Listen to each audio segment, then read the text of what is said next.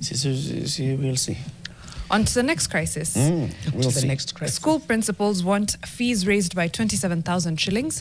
Back page of the Daily Nation. Secondary school heads say they are unable to meet operational costs as debts pile. No surprise there, but principals of secondary schools have submitted a proposal to the Ministry of Education that, if adopted, will see parents pay up to 27,000 shillings more to keep their children in school. The proposal follows inadequate capitation funds by the government, which have forced schools to rack up huge debts, which we mentioned earlier. And Kesha proposes a revision of school fees across all categories of schools, which would effectively end free day secondary school education programs. And of course, they've talked about not being able to have adequate capitation. The last time capitation funds were reviewed was 2018, and it has not only been reduced, but does not take into consideration inflation over the years. School heads have said this time and time again. They are unable to meet basic needs for the learners in school. It's either they take in less learners, which is, again, an affront to every child's right to an education, or that they feed them less, or that they use less material, less learning material. Something has to give as far as these capitation funds are concerned. Yeah. So they've spoken about it time and time again. They're in huge debts with their suppliers. Every time the Ministry of Education says funds will be released, it's always less than expected. CS Mbadi, by the time he came on this show, said, to the best of his knowledge, capitation funds were to be released. But there's always that delay between when the ministry makes a proclaimment of sorts and when the funds actually get there. And often when they get there, it's not full. It's not a full amount. It's just maybe a half, a quarter, etc. So what this now means for learners is an extra, no, for parents actually, is an extra 27,000 shillings. That's on the lower end, because we know schools will, of course, you give them an inch, they take a mile. So it will be 27,000 on the lower side.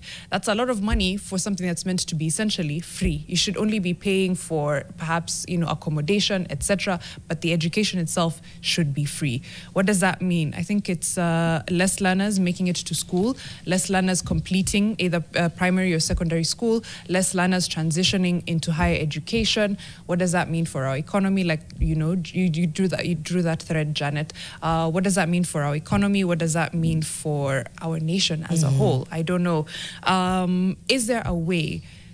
Because the government already doesn't seem to have the intent to deal with the education crisis in any solid way. So how else do we plug this gap without making parents suffer this extra 27,000 shillings?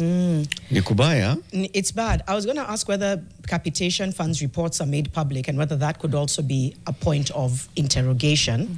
Does that happen? I think Latif has talked about it. It should be because I think... And there's also a gap between how much it should cost per child, which is 22,244, versus then how much in the budget, because now you go to the budget and see, cut here, cut there, supplementary budget, this and the other. How much then it is reduced in reality? Because then you see, in reality, it comes down by less than, 22,000 shillings should be what is going. But then the Ministry of Education retains 5,000 shillings per child, I don't know, for infrastructure and reward, and how much goes to school.